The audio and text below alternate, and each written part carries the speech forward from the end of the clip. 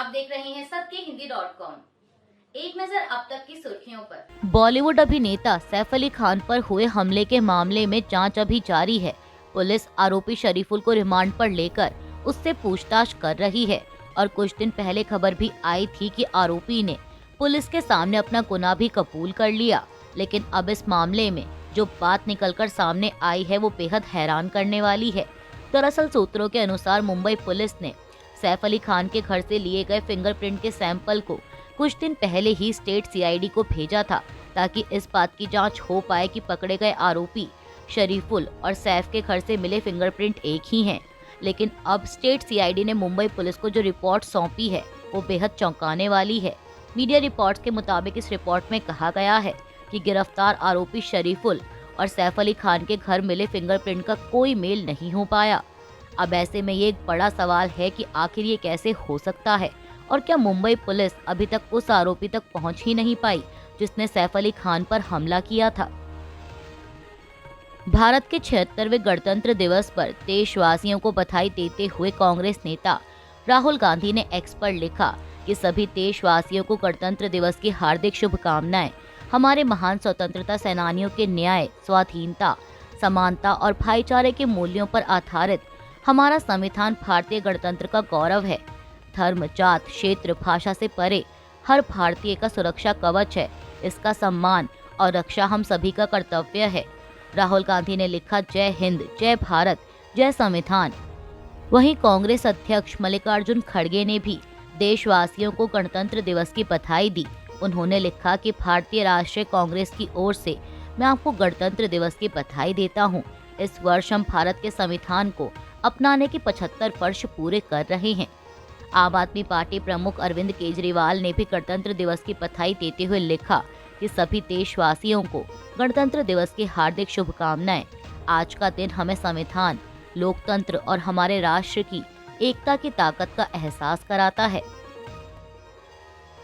झारखंड के मुख्यमंत्री हेमंत सोरेन ने रविवार को कहा कि वह लोगों के सपनों को साकार करने के लिए प्रतिबद्ध हैं, जिन्होंने उनके नेतृत्व वाले गठबंधन को दूसरे कार्यकाल के लिए वोट देकर इतिहास लिखा।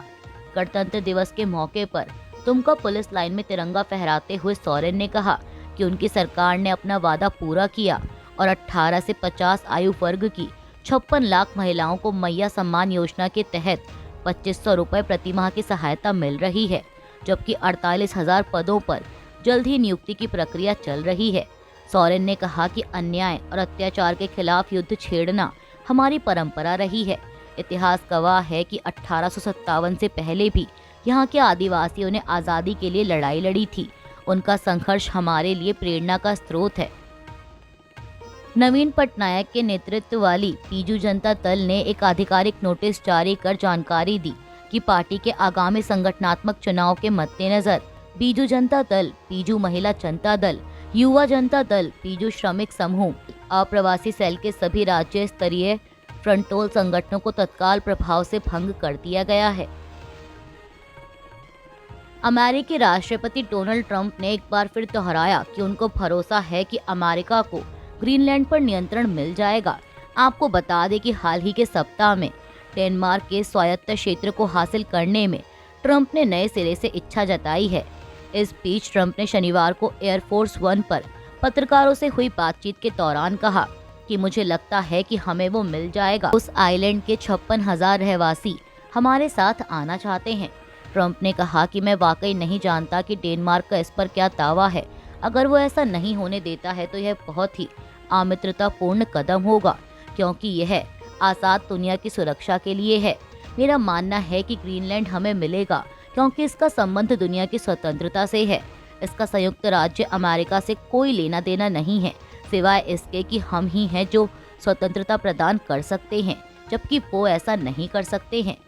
वहीं इस बीच ट्रंप का बयान आने के बाद ऐसी रिपोर्ट्स भी आई जिनमें कहा गया कि डेनमार्क की प्रधानमंत्री मेटे फ्रेडरिक्सन ने राष्ट्रपति ट्रंप के साथ पिछले सप्ताह हुई बातचीत में कहा था कि ग्रीनलैंड बेचने के लिए नहीं है।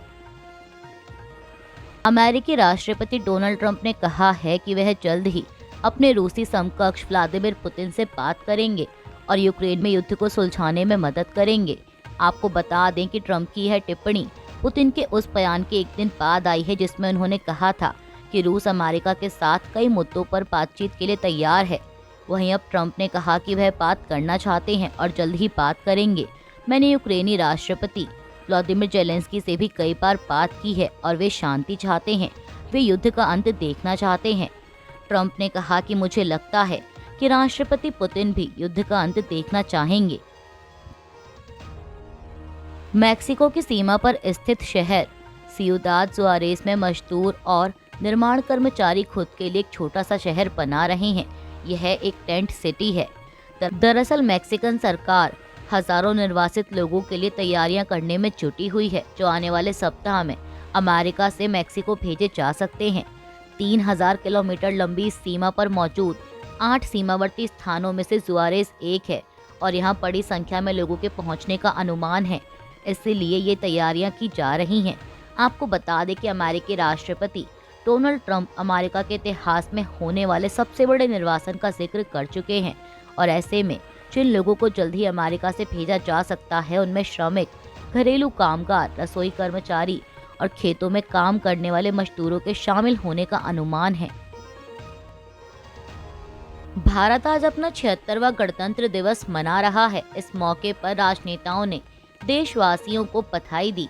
प्रधानमंत्री नरेंद्र मोदी ने एक्स पर लिखा कि गणतंत्र दिवस की ढेरों शुभकामनाएं। इस अवसर पर हम उन सभी महान विभूतियों को नमन करते हैं जिन्होंने हमारा संविधान बनाकर यह सुनिश्चित किया कि हमारी विकास यात्रा लोकतंत्र, गरिमा और एकता पर आधारित हो। वहीं रक्षा मंत्री राजनाथ सिंह ने एक्स पर लिखा कि देशवासियों को गणतंत्र दिवस की शुभकामनाएं। यह हमारे लोकतंत्र का जश्न मनाने का अवसर है। इसके अलावा समाजवादी पार्टी प्रमुख अखिलेश यादव ने लिखा कि गणतंत्र दिवस के पावन पर्व पर सभी को हार्दिक बधाई और शुभकामनाएं। बसपा प्रमुख मायावती ने भी ट्वीट किया कि भारत के 76वें गणतंत्र दिवस की देश विदेश में रहने वाले सभी भारतीयों को हार्दिक बधाई व शुभकामनाएं।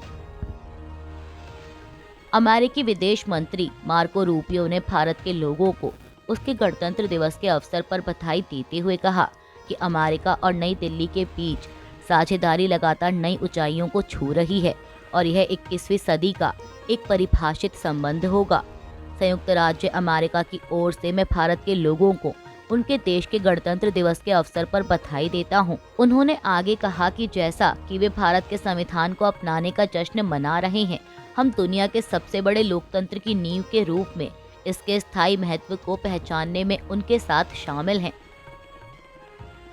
उत्तराखंड में यूनिफॉर्म सिविल कोड लागू होने की तारीख सामने आ गई है। पीटीआई की एक रिपोर्ट के मुताबिक राज्य के मुख्यमंत्री पुष्कर सिंह धामी ने जानकारी देते हुए कहा कि समान नागरिक संहिता हमारा संकल्प रहा है। पीएम मोदी के नेतृत्व में हमने राज्य में यूनिफॉर्म सिविल कोड लागू करने का वादा किया था और हम अब इस वादे को पूरा कर रहे हैं। जनसंघ के दिनों से इसे लागू करना हमारा संकल्प रहा है।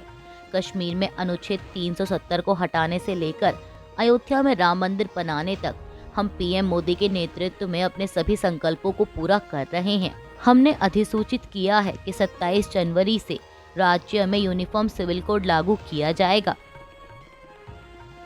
फिटजी कोचिंग संस्थान के संस्थापक और 11 अन्य लोगों के खिलाफ कोचिंग संस्थान के छात्रों के अभिभावकों की शिकायत पर मामला दर्ज किया गया है। दिल्ली एनसीआर में इसके कई केंद्रों के अचानक बंद होने के बाद संस्थान के कई छात्रों ने फिटजी के संस्थापक और 11 अन्य लोगों के खिलाफ मामला दर्ज किया। नोएडा पुलिस के प्रवक्ता ने बताया कि फिटजी के संस्थापक डीके गोयल, मुख्य वित्तीय अधिकारी राजीव बब्बर, मुख्य परिचालन अधिकारी मनीष आनंद और ग्रेटर नोएडा शाखा के प्रमुख रमेश बटलेश के खिलाफ एफआईआर दर्ज की गई है। सूत्रों ने बताया कि दिल्ली में 250 से अधिक लोगों ने फिटजी के पूर्वी दिल्ली केंद्र पर धोखाधड़ी और कुप्रबंधन का आरोप लगाया है। इस बीच अभिभावकों ने शनिवार को नोएडा में फिटजी सेंटर के बाहर विरोध प्रदर्शन किया और बंद किए गए तथा अधूरे पाठ्यक्रमों की सीबीआई और ईडी जांच की मांग की। गजा पट्टी के उत्तर में फिलिस्तीनियों की वापसी अभी रुकी हुई है। दरअसल इसराइल ने हमास पर संघर्ष विराम समझौते का उल्लंघन करने का आरोप लगाया है। इसके बाद हजारों विस्थापित फिलिस्तीनियों को गजा पट्टी के उत्तर में अपने घरों पर जाने से रोक दिया गया।